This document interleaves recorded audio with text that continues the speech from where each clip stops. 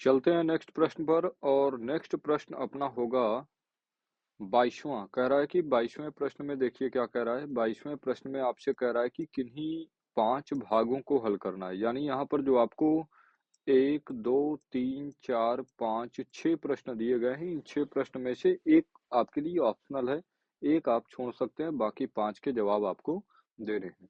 तो चलते हैं 22 का पहला प्रश्न लेते हैं। और पहला प्रश्न देखिए क्या कह रहा है।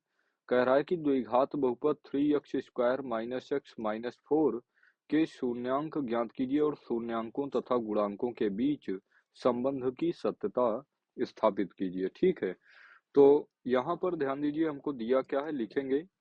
दिया है द्विघात बहुपद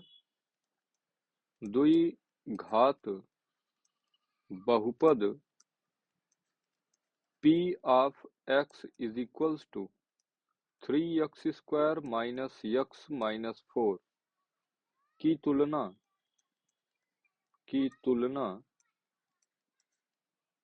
ax²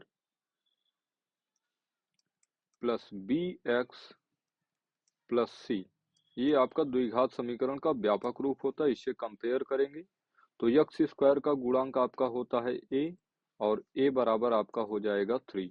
इसी तरीके से अगर हम b की बात करेंगे x का गुणांक, तो x का गुणांक इधर कितना -1, और c की बात करें तो c इज इक्वल्स टू क्या हो जाएगा -4।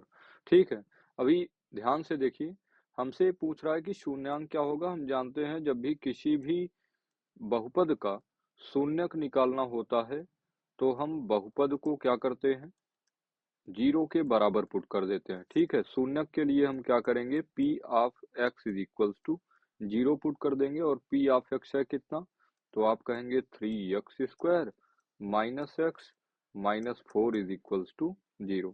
और द्विघात बहुपद को हल करना हम जानते हैं, सबसे पहले द्विघात का जो कोफिशिएंट है और कांस्टेंट टर्म का आपस में गुणा करते हैं, तो 4 तियां 12, और 12 के ऐसे दो भाग करने हैं कि गुणा करने पर 12 आए और घटाने पर 1 आए। आप कहेंगे सर 4 और 3 ऐसे दो भाग हैं जिनका गुणनफल 12 होता है और इनका अंतर कितना होगा, 1 होगा। तो बिल्कुल ठीक यही काम आपको करना है।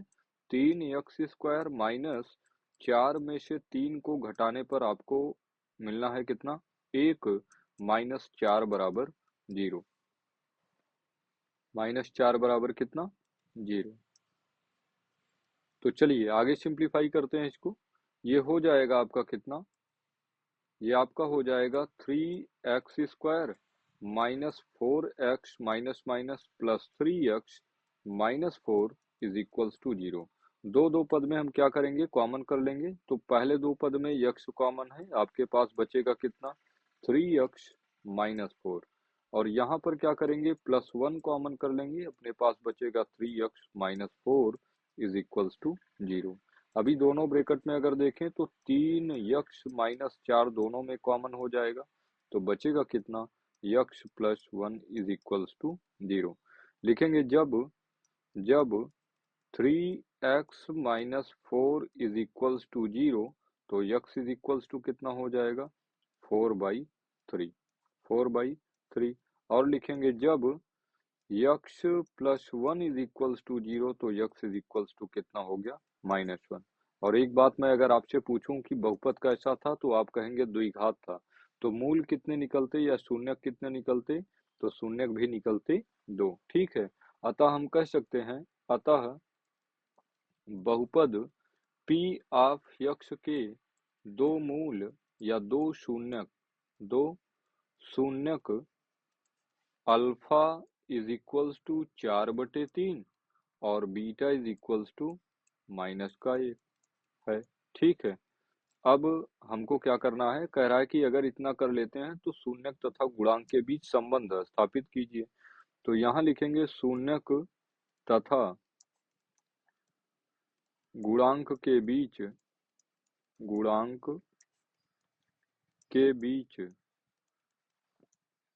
संबंध।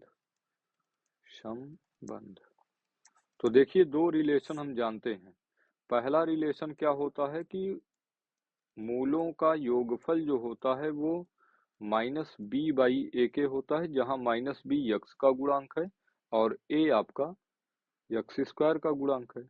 तो अल्फा की बात करूं तो अल्फा अपने पास है कितना, 4/3, और प्लस बीटा की बात करूं तो बीटा कितना है, -1 is equals to minus B की बात करूं तो देखिए बी यहाँ पर हमने लिखा है कितना, -1, और ए की बात करूं तो ए कितना है, 1/3, माइनस माइनस प्लस हो जाना है यहाँ पर।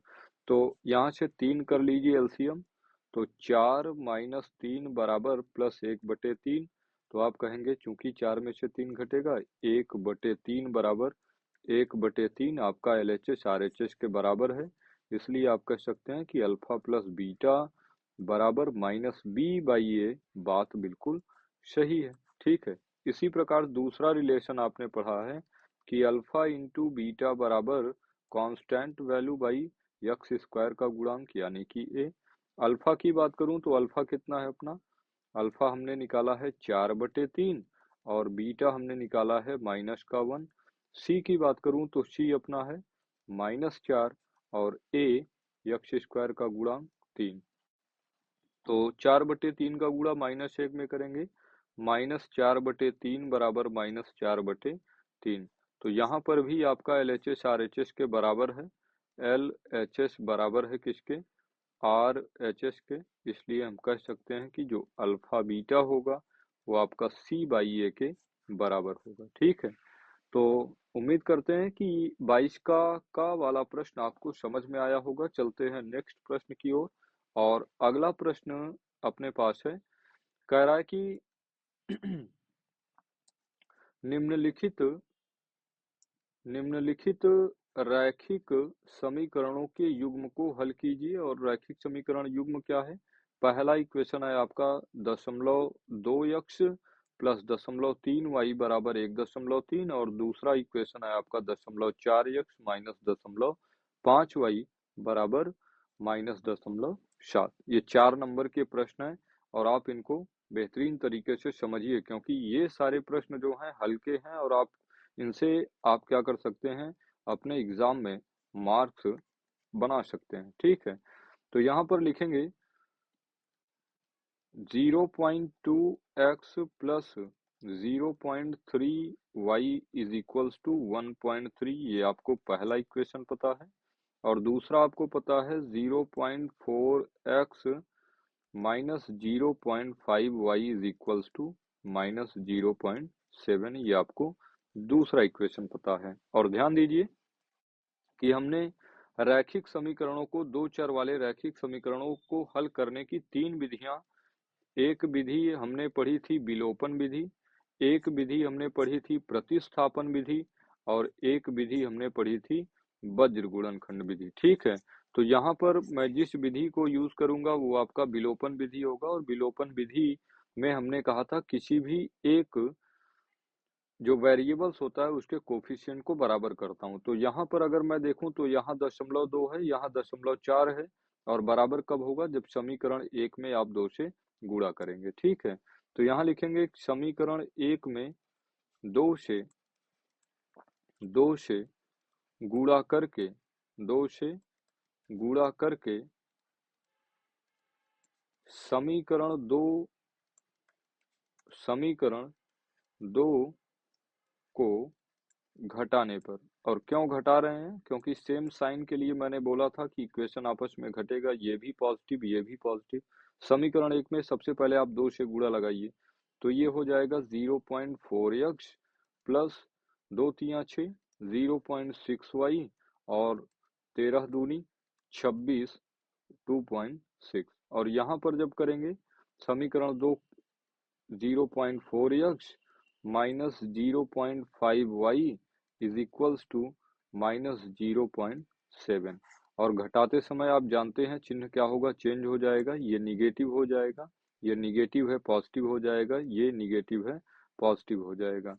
ये बात कैंसिल होगी और 6 में 5 जुड़ेगा कितना, आप कहेंगे 11 है, एक डिजिट पे दशमलव लगा दूंगा, 1.1y बराबर, और यहाँ पर कितना हो जाएगा, 7 6 13 3 हासिल 1 और 2 1 3, तो ये 3.1 3 कितने की वैल्यू आ गई?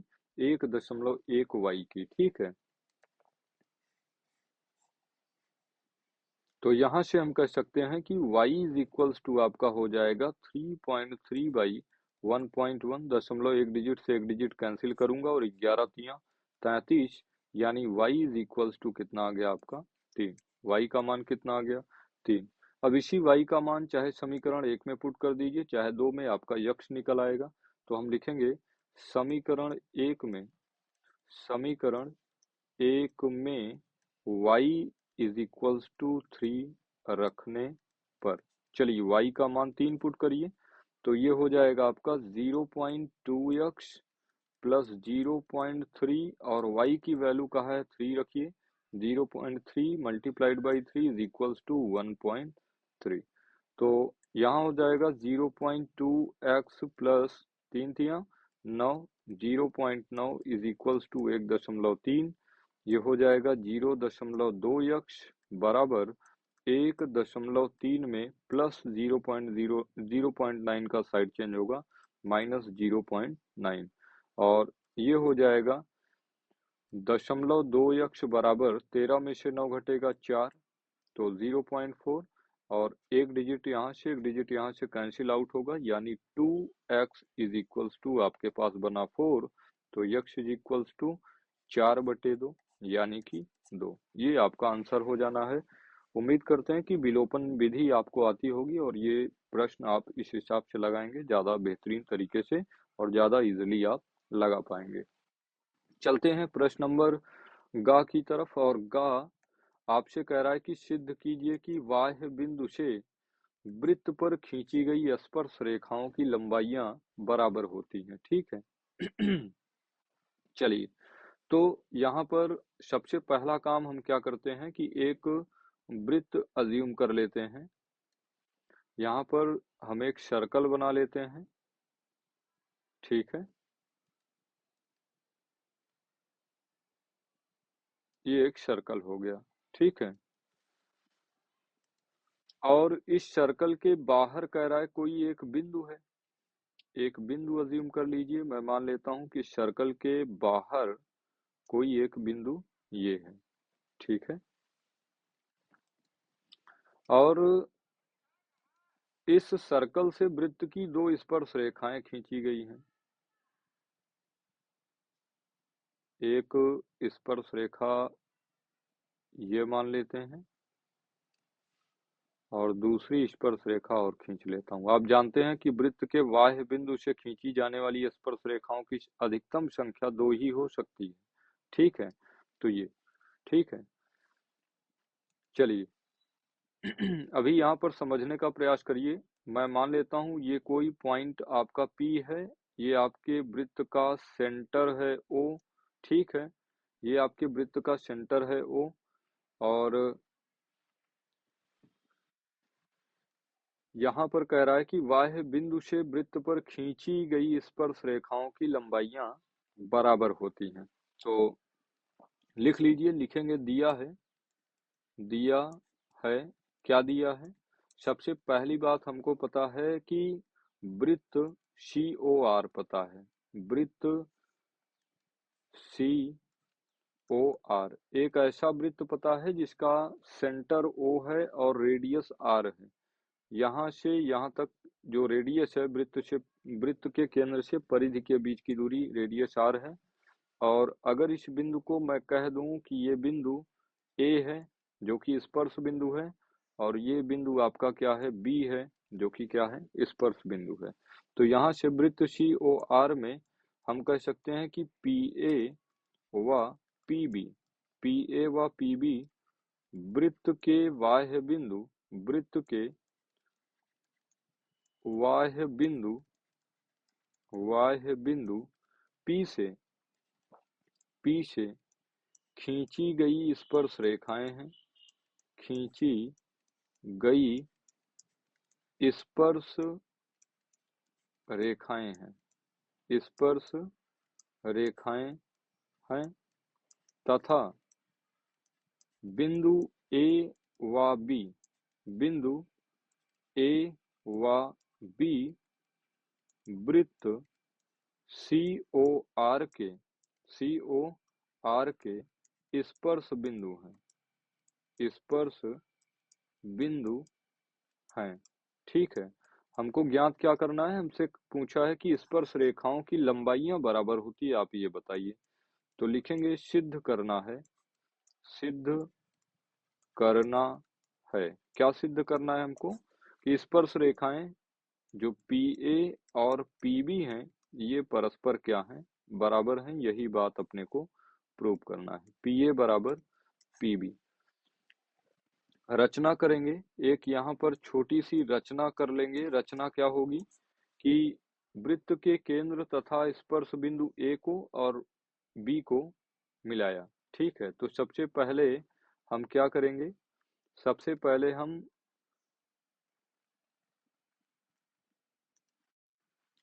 केंद्र O और स्पर्श बिंदु B को मिला देंगे, और इसी तरीके से केंद्र से स्पर्श बिंदु A को मिला देंगे। ठीक है, ये हमने क्या किया, मिला दिया। तो जो रचना किए हैं वो बात लिख दीजिए। लिखेंगे वृत्त के केंद्र, या ऐसा लिख दें डायरेक्ट, OA व OB को, OA व OB को मिलाया, OA व OB को मिलाया। चलिए अब ध्यान दीजिए, उपपत्ति लिखते हैं। क्या लिखते हैं, उपपत्ति। यहाँ पर अच्छा, एक रचना और यहाँ पर कर दीजिए, मिलाया तथा तथा ओपी ओपी को भी ओपी को भी मिलाया। ऐसे क्या करना है आपको, ओपी को भी मिला देना है। चलिए ओपी को मिला देते हैं, ओपी। ये ओपी को भी हमने क्या किया, डॉटेड लाइन से मिला दिया। अब उपपत्ति लिखिए। तो अगर हम यहाँ पर लिखें, चूंकि OA जो है वो आपका लंब होगा AP पर, तथा OB लंब होगा आपका PB पर। क्यों, क्योंकि हम जानते हैं, एक प्रमेय हमने पढ़ा है कि वृत्त के केंद्र से स्पर्श बिंदु को, स्पर्श बिंदु को मिलाने वाली रेखा, मिलाने वाली रेखा सदैव स्पर्श रेखा पर लंब होती है। सदैव क्या होती है, स्पर्श रेखा पर लंब होती है, लंब होती है। ये आपने प्रमेय पढ़ा है। ठीक है, तो यहाँ पर ये जो आपका OB होगा वो लंब हो जाएगा किस पर, PB पर। और इसी तरीके से जो आपका OA है वो लंब होगा किस पर, PA पर। बात समझ पाए। अतः हम कह सकते हैं कि जो त्रिभुज आपके बन रहे हैं OAP और OBP, ये कैसे होंगे, समकोण त्रिभुज होंगे। तो लिखेंगे त्रिभुज त्रिभुज OAP व त्रिभुज OBP में कुछ सिमिलरिटीज हैं, दिखा दीजिए। क्या, पहली चीज क्या है कि जो OA होगा वो आपका बराबर होगा किसके, OB के। क्यों, क्योंकि यहाँ से हम कह सकते हैं ये दोनों इसलिए बराबर हैं क्योंकि वृत्त की त्रिज्या है, और हम जानते हैं कि वृत्त की त्रिज्याएं हमेशा क्या होती हैं, आपस में एक ही वृत्त की त्रिज्याएं हमेशा बराबर होती हैं। और नेक्स्ट लिख सकते हैं कि जो OP है वो PO के बराबर है, OP बराबर PO। देखिए ये इस वाले भी त्रिभुज में है, इस वाले भी त्रिभुज, ये दोनों कॉमन लाइन है। तो आप लिख सकते हैं ऐसा क्यों है, क्योंकि ये दोनों उभयनिष्ठ भुजाएं हैं, दोनों वृत्त के लिए काम कर रही हैं। ठीक है, और एक चीज हमने दिखा दिया कि जो आपका एंगल A है वो एंगल B के बराबर है। Angle A is equals to angle B, ये प्रत्येक क्या है, समकोण है, प्रत्येक 90 डिग्री के एंगल हैं। और अगर इतनी बात हमने दिखा दिया तो हम कह सकते हैं कि जो आपका ट्राइंगल ओ ए पी होगा, जो आपका ट्राइंगल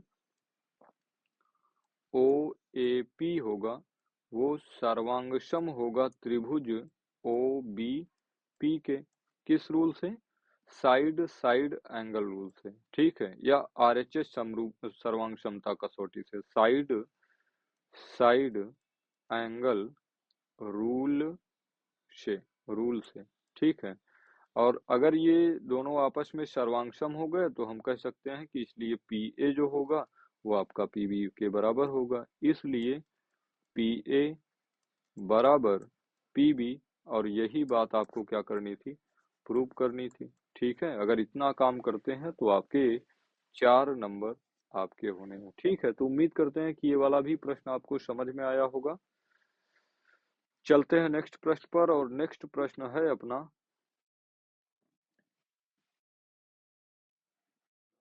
क्वेश्चन आंसर नंबर घ। प्रश्न नंबर घ की अगर हम बात करें तो कह रहा है कि एक त्रिभुज ए बी सी की भुजा बी सी पर एक बिंदु डी इस प्रकार है कि एंगल ए डी सी जो है वो एंगल बी ए सी के बराबर है। तो सिद्ध कीजिए कि C A square is equals to C B multiplied by C D. तो सबसे पहले इस प्रश्न का क्या करते हैं, फिगर बना लेते हैं। यहाँ पर आपको एक त्रिभुज दिया गया है। क्या दिया गया है? एक त्रिभुज दिया गया है।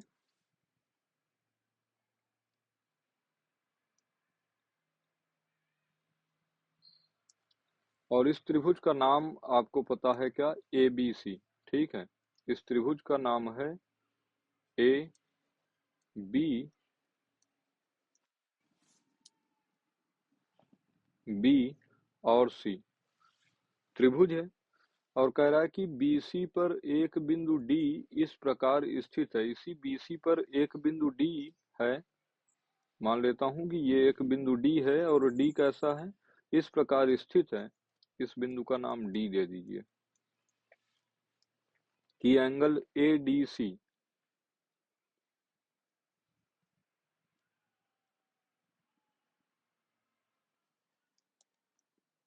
Angle ADC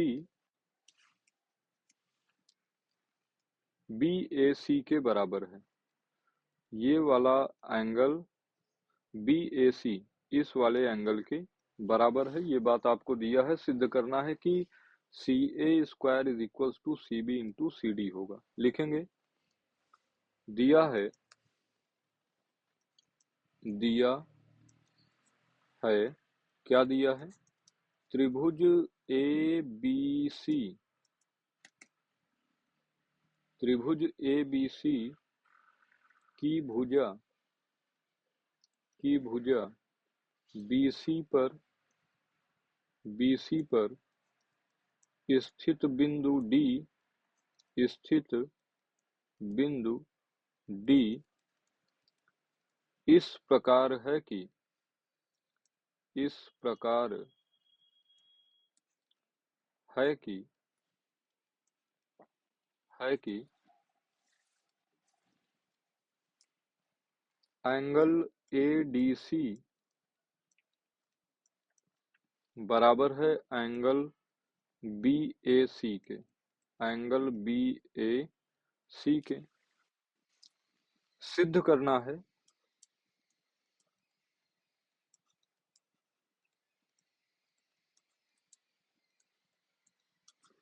CA square is equals to CB cross CD।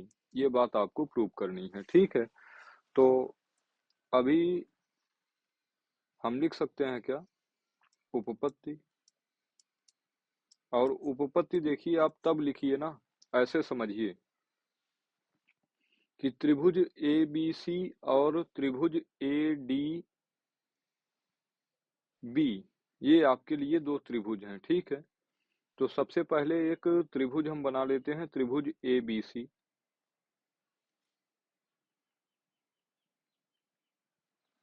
ठीक है। मान लेता हूं ये त्रिभुज आपका क्या है, ABC। और एक इसी के जैसा एक त्रिभुज और बना लेते हैं और इसका नाम रख देते हैं क्या, इसका नाम रख देते हैं त्रिभुज एडीसी। और ध्यान दीजिए यहाँ जो आपका एंगल डी है वो आपके एंगल ए के बराबर है, यानी इस वाले एंगल को डी आप बोल दीजिए, एंगल डी एंगल ए के बराबर है, और ये सी आपका दोनों में है, सी को सी रख दीजिए। ठीक है, तो ए डी सी में ये आपका ए हो जाएगा। ठीक है, उपपत्ति में हम लिखेंगे चूंकि त्रिभुज ए बी सी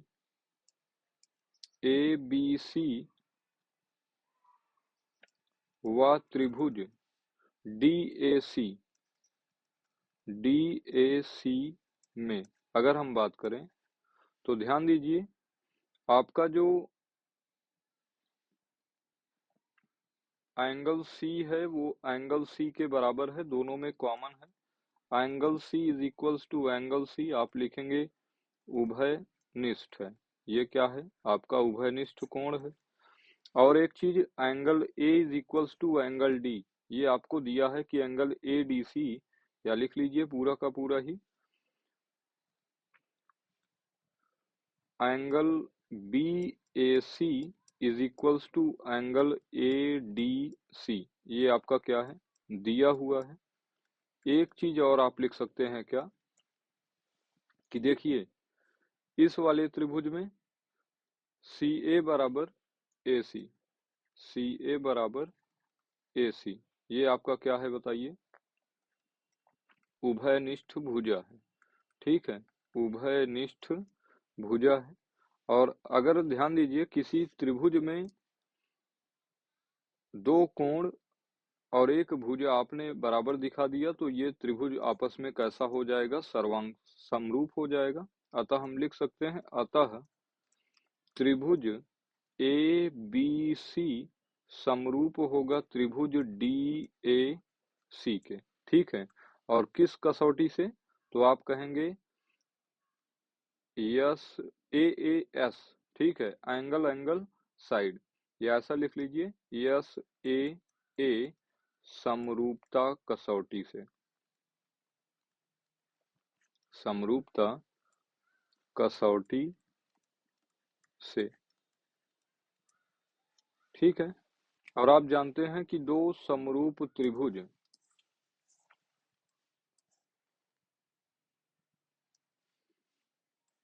ध्यान दीजिएगा ये आपका बी है और ये आपका सी है। अगर ये त्रिभुज आपस में समरूप हैं तो हम जानते हैं समरूप त्रिभुज की संगत भुजाएं परस्पर कैसी होती हैं, समानुपात में होती हैं। यानी आप कह सकते हैं अतः A B upon A B की संगत भुजा ए डी बराबर होगा ए सी अपान डी सी बराबर होगा बी सी और बी सी की संगत भुजा क्या है, सी ए। ठीक है, तो ध्यान दीजिए यहाँ से जो हमको सी बी सी डी चाहिए था, तो यहाँ से हम द्वितीय व तृतीय से यानी दूसरे व तीसरे से, आप देख लीजिए दूसरे व तीसरे से, दूसरे और तीसरे को लेके आप सिंप्लीफाई करिए। तो सी ए को ए सी को यहाँ सी ए लिख लेते हैं, तो हम लिख सकते हैं C A by C D is equals to B C को सी बी लिख सकते हैं, तो C B multiplied by C A, अगर क्रॉस मल्टीप्लाई करेंगे तो सी ए इंटू सी ए कितना हो जाएगा, C A square is equals to C B into C D, C B into C D. यही बात आपको क्या करनी थी, प्रूव करनी थी। ठीक है, तो चलते हैं नेक्स्ट प्रश्न पर। नेक्स्ट प्रश्न अपना होगा क्वेश्चन आंसर नंबर 22 का अंगा, और यहाँ पर कह रहा है कि निम्नलिखित बारंबारता सारणी का आपको माध्यक ज्ञात करना है। क्या ज्ञात करना है बताइए, माध्यक। ठीक है, तो इसके लिए आपको वर्ग अंतराल पता है, एक टेबल बना लेते हैं। वर्ग अंतराल आपको पता है, वर्ग अंतराल, फिर इसके बाद आपको बारंबारता पता है। बारंबारता। वर्गंतराल है आपका 15 से 20, 20 से 25, 25 से 30, 30 से 35, 35 से 40, 40 से 45 और 45 से 50। 15 से 20 की फ्रीक्वेंसी आपकी है 14, 20 से 25 का 56, 25 से 30 का 60 और 30 से 35 का 86, 74, 62, 48, 74, 62, 48। ठीक है। अगर हमको माध्यक, यहाँ पर हमको क्या निकालना है बताइए, माध्यक निकालना है। तो माध्यक मतलब यहाँ पर माध्यिका अपने को कैलकुलेट करना है, और माध्यिका के लिए जो हम नेक्स्ट कॉलम बनाते हैं वो किसका बनाते हैं, संचयी बारंबारता का। तो अगला कॉलम आपका बन जाएगा संचयी बारंबारता।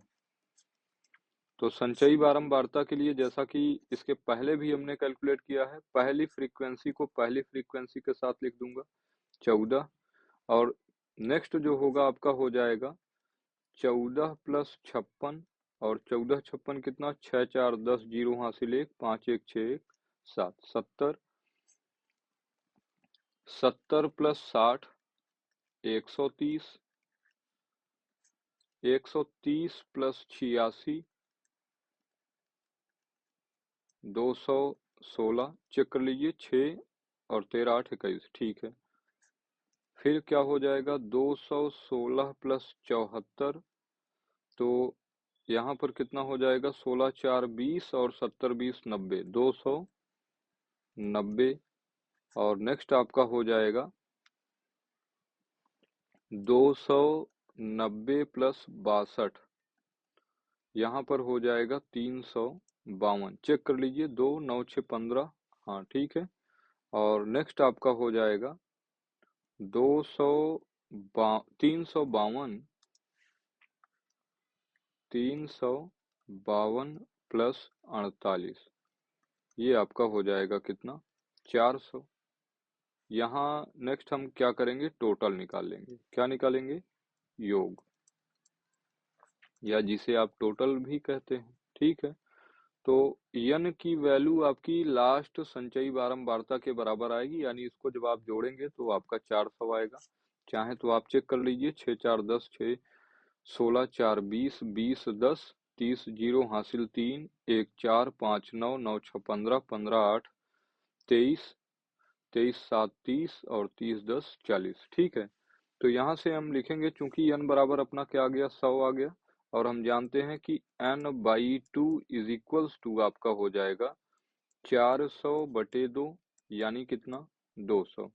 और आप देखिए 200 वाला जो संचयी बारंबारता वाला वर्गंतराल ढूंढिए, तो 200 इसमें आएगा नहीं, 130 में भी पॉसिबल नहीं है, 216 में आपका 200 आएगा। ठीक है। तो आपका जो माध्यक वर्ग हो जाएगा वो 30 से 35 वर्ग अंतराल वाला आपका माध्यक वर्ग हो जाएगा। ठीक है।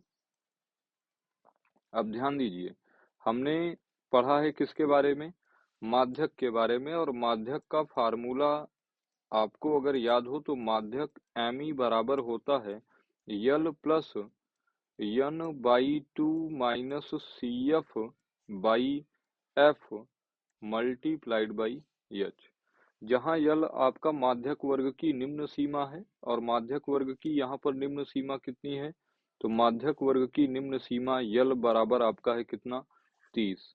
तो यल बराबर कितना हो गया, 30। n/2 ऑलरेडी हमने 200 निकाल लिया है। CF क्या होता है, माध्यक वर्ग के ठीक पहले वर्ग की संचयी बारंबारता, ये आपकी हो जाएगी CF, और CF होगा कितना, 130। ठीक है। और F माध्यक वर्ग की फ्रीक्वेंसी जो होती है वही आपकी क्या कहलाती है, F, यानी F बराबर आपका हो गया कितना, 86।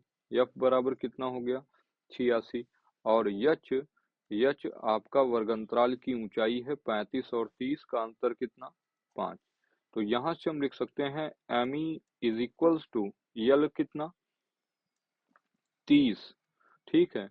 और यहां से N/2 200 माइनस CF 130 बटे यफ की वैल्यू की बात करूं तो यफ आपका है 86 और मल्टीप्लाइड बाई कितना यच, और यच है 5।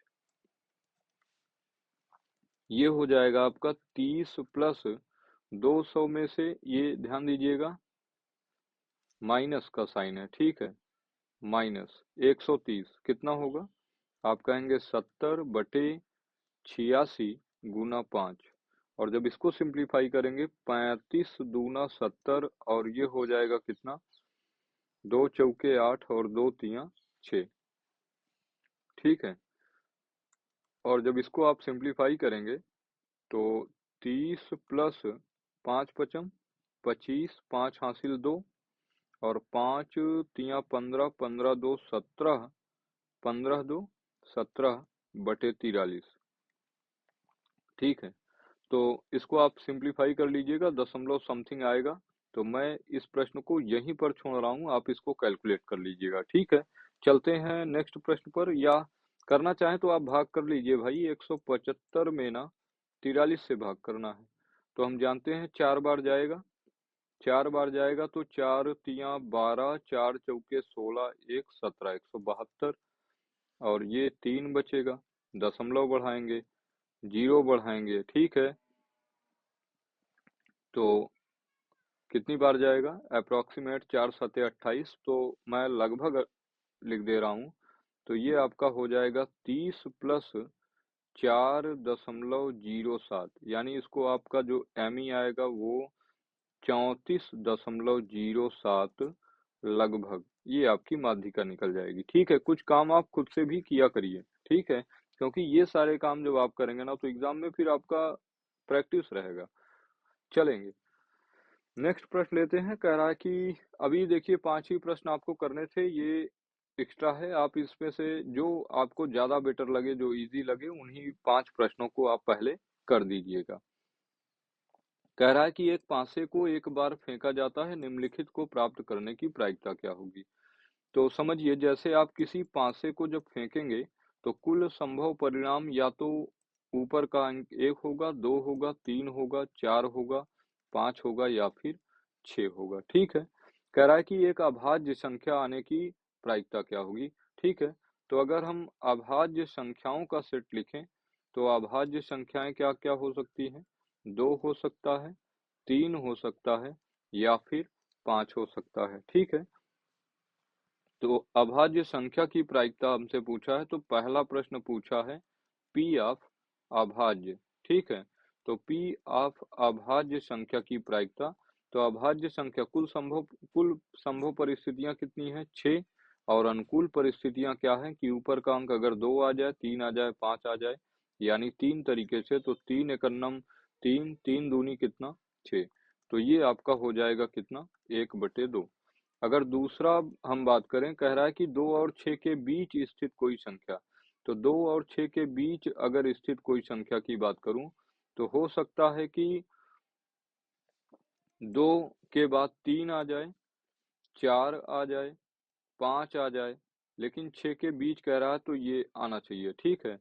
तो यहाँ पर प्रायिकता उनकी बतानी है जो 2 और 6 के बीच स्थित नंबर हो, 2 और 6 के बीच की